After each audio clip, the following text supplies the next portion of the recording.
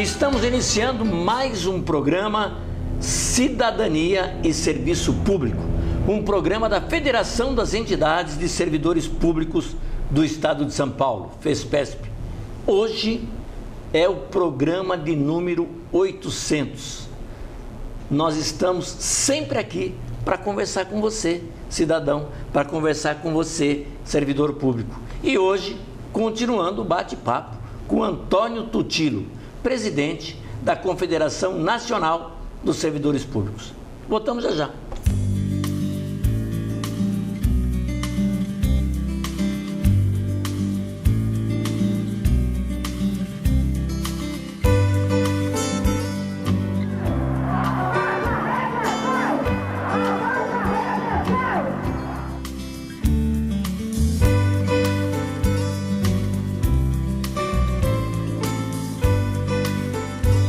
Estamos pedindo aquilo que nos é de direito.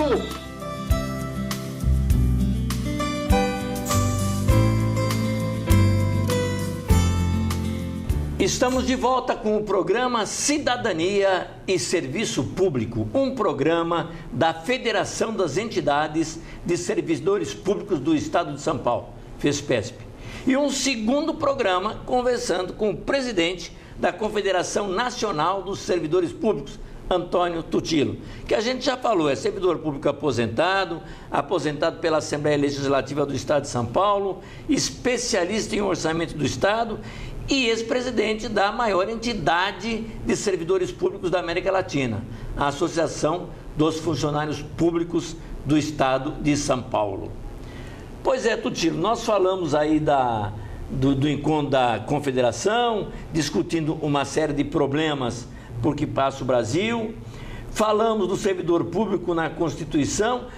Você que mexeu tanto com a questão do orçamento do Estado, no programa passado você até falou da culpa que às vezes o cidadão joga no servidor público. O servidor público está do lado do balcão, ele está do outro. Quem não aparece é o governante. É aquele que foi eleito, que deve traçar a política para nós, servidores, que administramos o Estado. Como é que você vê o servidor público dentro da administração pública fazendo a política de quem foi eleito? Então, o servidor público, ele acaba, como diz o Gozzi, e como já falamos no programa anterior, ele acaba sendo culpado pelo mau atendimento. E nós não queremos atender mal o contribuinte. A nossa obrigação como servidor público é atender bem o contribuinte. Como já colocamos antes, existe uma campanha do governo contra o servidor público, isso de muitos anos. Se nós verificarmos o governo Collor, ele se elegeu através da célebre figura do Marajá, né? Então o Collor dizia que o servidor público eram os Marajás, e na verdade o povo acreditou, só que depois ele realmente mostrou o que era e acabou sendo defenestrado aí do poder. Então o que acontece é que a culpa acaba nas costas do servidor público, e nós já falamos, ele não tem a possibilidade de colocar na área de saúde, na área de educação, na área de segurança, na área de transporte. Não é o servidor público que investe. Nós temos que investir no retorno para a população, para que o servidor possa atender bem essa população. E o povo tem que entender e discutir conosco esses problemas. E aquilo que o Gozzi falava, não adianta nada, porque esta é época de eleição.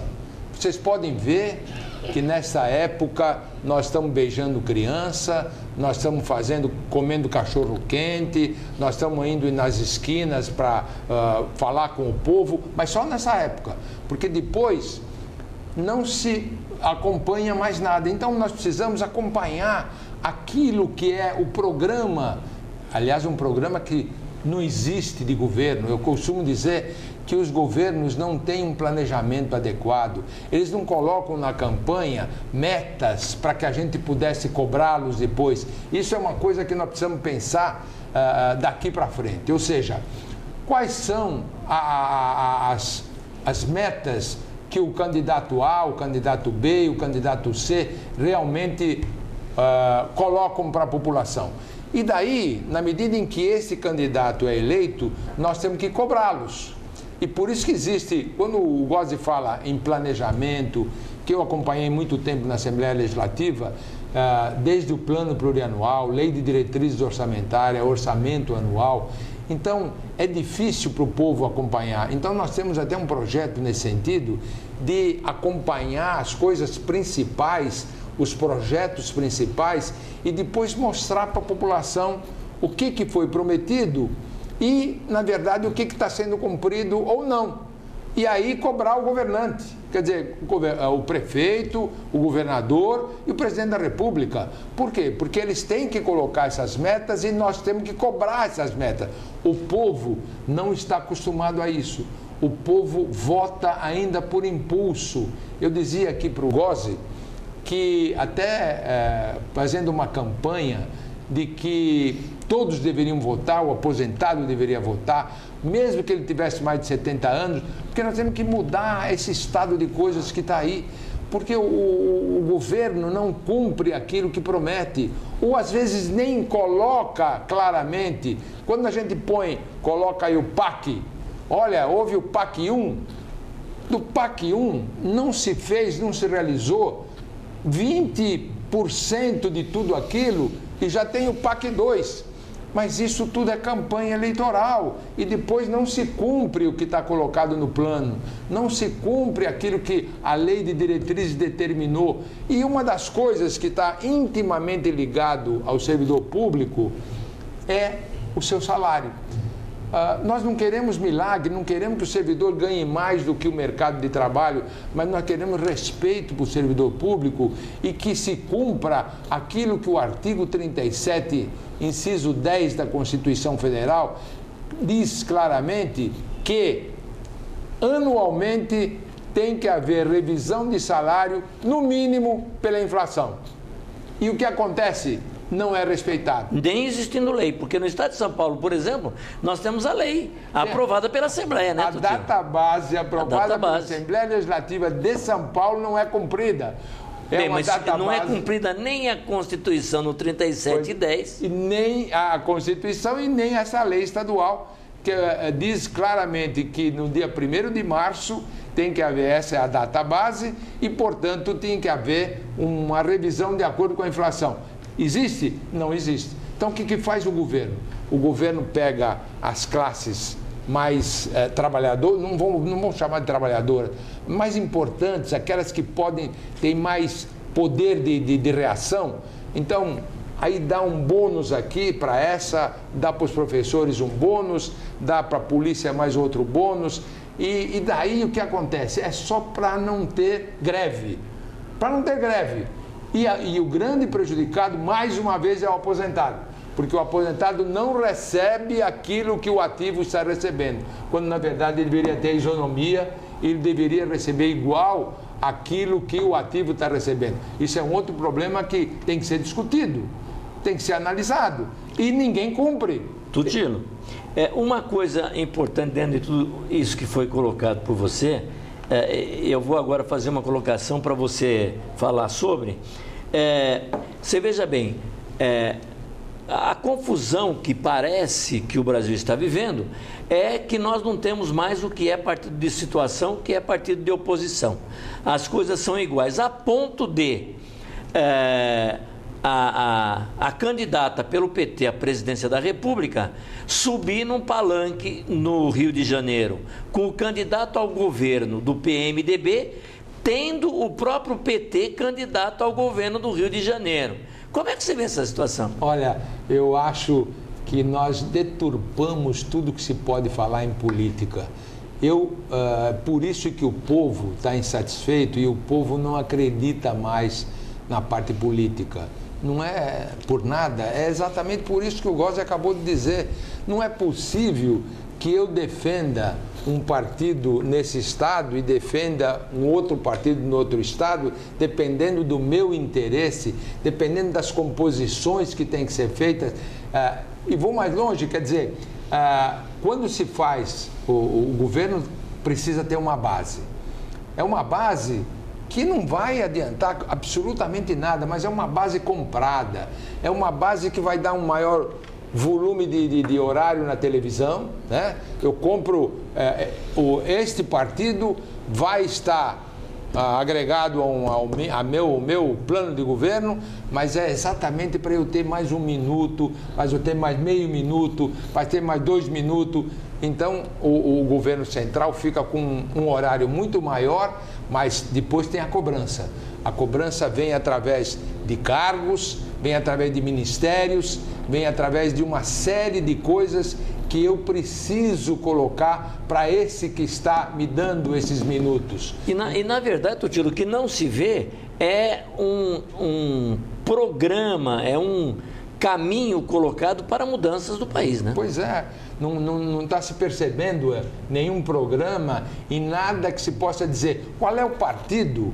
Agora, todos eles, qual é esse partido que está me dando uma linha para dizer assim, olha, nós vamos ter esta base para atuar nisso, atuar nisso, atuar... Quando você vê qualquer candidato, seja ele qual for, de que partido for, ele generaliza a educação, generaliza sempre a prioridade é a educação. Mas o que nós vamos fazer para melhorar efetivamente?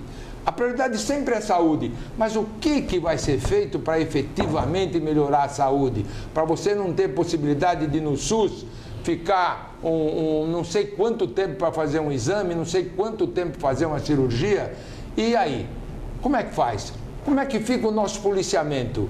Qual é o plano de governo para melhorar a nossa segurança que está incrivelmente ruim, né? Qual é o plano de transporte? Não tem mobilidade urbana, é o caos total, principalmente em São Paulo. Qual é o programa para se fazer? É fazer só as faixas para ônibus? Esse é o grande programa? Não se vê uma colocação clara em termos de campanha para que o povo possa acreditar e por isso é que tem hoje um percentual altíssimo de pessoas que não sabem em quem votar. Você falou na questão do transporte aí e eu logo vi aqui na minha cabeça que passou a manifestação dos jovens na Paulista há uns tempos atrás, antes até da Copa. Manifestação exatamente que começou em razão do preço do transporte coletivo. E aí várias manifestações aconteceram em vários momentos. Queria que você desse a sua opinião sobre isso e mais, a sua opinião sobre a colocação que o governo da presidente Dilma deu de encaminhar para o Legislativo uma lei, um decreto que unisse todas essas manifestações de rua abaixo das asas do governo. Pois é, mais uma vez o governo não sabe o que fazer. Quando essas manifestações aconteceram, e foi até bom que acontecesse a manifestação, o povo precisa se manifestar, não quebrando nada, não fazendo arruaça, mas uma manifestação pacífica, uma manifestação em que nós mostramos que nós não estamos contentes com o que está aí. Nós mostramos que é necessário mudar, né? E daí se fez isso, ou seja, vamos para passar assim um verniz nisso que faz de conta que eu estou atendendo o povo. Então eu faço uma proposta em que eu vou agora, através do Congresso, altero tudo, né? Olha, eu vou fazer isso e até tiro coisas que o próprio Congresso precisa decidir. Então o governo faz propostas incríveis para mostrar para a população que eventualmente vai fazer alguma coisa. Mas eu pergunto, o que aconteceu das primeiras manifestações até hoje? Qual foi a ação efetiva que diz assim, ó, isto em função da manifestação nós aplicamos e estamos modificando tal coisa, estamos modificando tal coisa? Não houve. Não houve. Até hoje nós estamos discutindo propostas e até uma proposta incrível que o governo coloca no Congresso, tirando o poder do Congresso, e o Congresso não quer. Então, existe uma briga entre poderes e que não leva a coisa nenhuma e o grande prejudicado continua sendo a população. E hoje, essas manifestações deveriam até, o povo acho que precisa se compenetrar, que é necessário sim se manifestar. Eu não estou aqui colocando que nós temos que fazer baderna, não. Eu não estou aqui colocando que nós temos que atirar pedra no ônibus ou queimar o ônibus, não. eu estou colocando que é necessário mostrar que precisa mudar muita coisa. Não é o fato de ter 20 centavos ou 30 centavos a mais, que também já é muita coisa que se paga, e tem que haver subsídio, sim, tem que haver. Mas não é isso o grande problema. O problema é muito mais genérico nas coisas de educação, de saúde, de segurança, de transporte e de tantas outras coisas que não se avança. Não se avança porque não há investimento. Hoje, qual é a figura do nosso país, gente? O nosso PIB, que chama de PIBinho até, nós estamos decrescendo. A última colocação, Grossi, foi que nós vamos crescer 0,8%. Começou com 4, 3, 2, 1, agora a última previsão é 0,8%. Então, inflação alta, mentirosa, porque o povo sabe que não é 6% de inflação. Você vai no supermercado, você vai numa feira, como eu fui agora, sábado passado, e o que nós gastamos não é 6% a mais, porque você vê no seu bolso que é muito maior. Os serviços, quando você tem necessidade de um médico, de um dentista e de alguma coisa, de um serviço qualquer, de um pedreiro, de um pintor, a inflação está muito superior aos 6% que o governo fala. Isso já oficialmente está em 10%, mas é muito mais do que isso até. Então, o poder aquisitivo diminui, a economia vai mal, a inflação aumenta e nós temos aqui os investimentos, juros aumenta, nós pagamos o juro mais alto do mundo. Os nossos juros no Brasil é o mais alto do mundo e não se investe. Então o povo vem sofrendo com tudo isso. E o governo vem e diz que está tudo maravilhoso. Nós não achamos. Tutilo, falamos aí das eleições já. Então, agora, uma mensagem para um voto consciente. Eu queria começar colocando para você o seguinte: o eleitor se preocupa muito em como eleger o presidente, em como eleger o governador, em como eleger o prefeito, e se esquece, por exemplo, de como eleger um vereador, de quem é o vereador que ele votou, quem é o deputado estadual, federal, senador que ele votou. E esse presidente, governador ou prefeito eleito forma logo uma panela aí com alguns deputados, e esses deputados passam a ter interesse muito mais na base do governo do que na própria população que votou nele. E a população não acompanha tanto assim o trabalho desses vereadores, deputados e senadores. O que é para você o voto consciente? Eu acho que quando o Gozzi diz a população não acompanha tanto assim, eu acho que não acompanha nada. Infelizmente, nós não temos o hábito de, como diz o Gozzi, não é só o presidente da República, claro que nós devemos analisar o melhor, não é só o governador, claro que temos que analisar o melhor, né? Não é só o prefeito, mas nós temos que verificar quando existe uma eleição para vereador, como deputado estadual, deputado federal, analisar os candidatos. Tem até uma lei da ficha limpa, em que, na verdade, a gente tem que respeitar. Se o camarada tem hoje, no Congresso, tem mais de 300 deputados que têm processo nas costas. E agora tem uma eleição e nós temos que analisar os candidatos. O que esse candidato, se ele quer uma reeleição, o que ele apresentou? Quais os projetos que ele colocou? Ele defende o quê? Qual é a coisa que o vereador na sua cidade, ele está defendendo o quê? Qual o projeto que ele apresentou? Ele está em alguma comissão? Qual é a comissão? Nós não acompanhamos isso, infelizmente.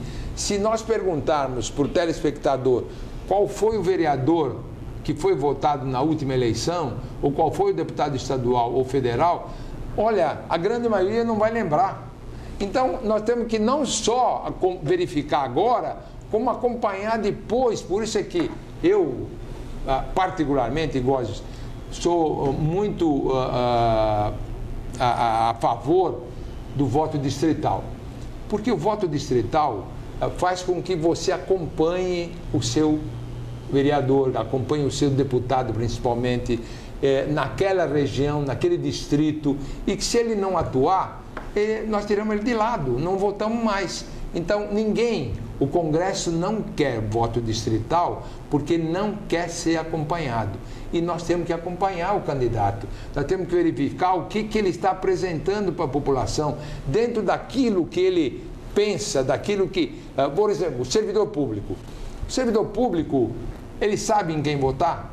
Ele acompanha quais são os candidatos. Aliás, nós deveríamos ter representantes dentro dentro da Câmara, dentro da Assembleia Legislativa de cada estado, dentro do Congresso, nós deveríamos ter representantes do servidor.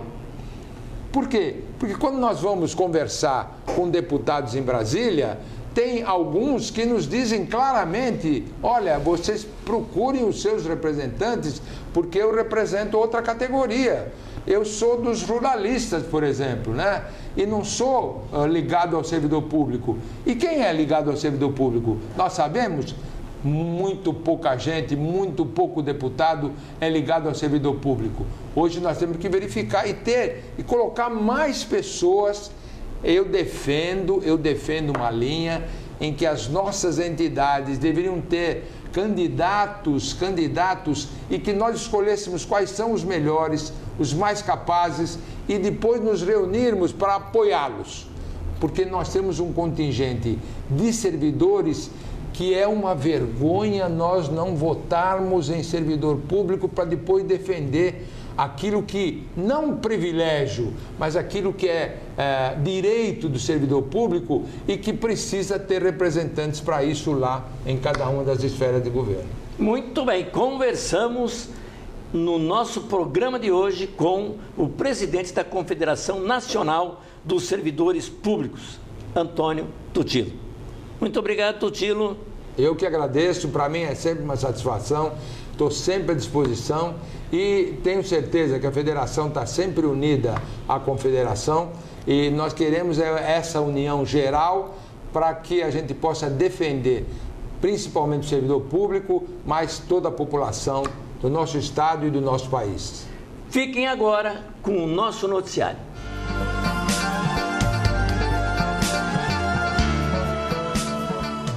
E agora as principais notícias que interessam a você, servidor público.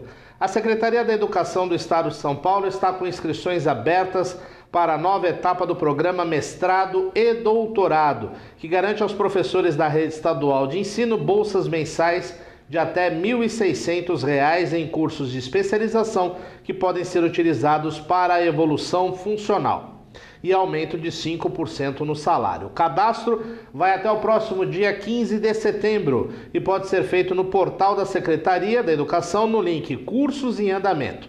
O programa é voltado a professores, supervisores de ensino e diretores das escolas estaduais. E o endereço da Secretaria, www.educação sem o tio e sem o cedilha, educacal.sp.gov.br. Para os docentes selecionados pelo programa, a Secretaria paga bolsas mensais de até R$ 1.300 para cursos de mestrado e R$ 1.600 para os de doutorado. No cadastro, o professor tem que apresentar projeto acadêmico para concorrer à bolsa. Além disso, os candidatos devem atender a alguns critérios, como estar matriculado em uma especialização na disciplina de exercício e ser titular de cargo efetivo ou estável da Secretaria. Os servidores públicos da administração direta das autarquias e das fundações nascidos no mês de agosto devem fazer, não deixe para a última hora, até a próxima sexta-feira, dia 29 de agosto, o recadastramento anual. A atualização cadastral é obrigatória e deve ser feita durante o mês de aniversário do servidor público. A medida engloba também os servidores e militares afastados e licenciados. O procedimento é realizado pelo site da Secretaria de Gestão Pública Estadual no endereço www.gestãopublica, também sem acento, .sp.gov.br ou por formulários disponíveis nas unidades de recursos humanos dos órgãos. Quem não fizer o recadastramento terá o salário suspenso e só voltará a receber depois que a situação for regularizada pelo RH. A FESPESP realizará um seminário em setembro na cidade de Itanhaém, no litoral sul de São Paulo. O temário e as palestras estão sendo discutidas pela comissão organizadora, mas sob o eixo central, o servidor público e o sistema democrático brasileiro, o evento deverá ter palestras sobre Constituição e cidadania, administração pública, direitos e deveres do servidor e voto consciente. O seminário ocorre entre os dias 11 e 13 de setembro. Cidadania e Serviço Público há 15 anos no ar, hoje completando seu programa de número 800. São mais de 400 horas no ar, sempre em defesa de tudo aquilo que interessa a você, cidadão, a você, servidor. Para entrar em contato conosco, você já sabe, liga 11 3104 3836. Visite o nosso site www.fespesp.org. Manda e-mail fespesp@fespesp.org. Visita a nossa fanpage no Facebook, no www.facebook.com/fed.fespesp. Os endereços aparecem todos aí na tela. E eu também convido você a ver o nosso canal no YouTube, no endereço bit.ly/tvfespesp. Lá, todos os programas estão disponíveis para você ver da forma que você quiser. E você já sabe, você assiste o programa Cidadania e Serviço Público todos os domingos, às 9 da noite, online, pelo site da TV Aberta ou nas retransmissoras. E depois você acompanha no nosso site, no ícone FESPESP da TV. E aí você vai ver quantas vezes quiser, da forma que quiser, do jeito que quiser, em qualquer lugar do mundo. 800 programas, 400 horas em defesa de você. Uma boa semana a todos e até os próximos 800 programas. Um abraço.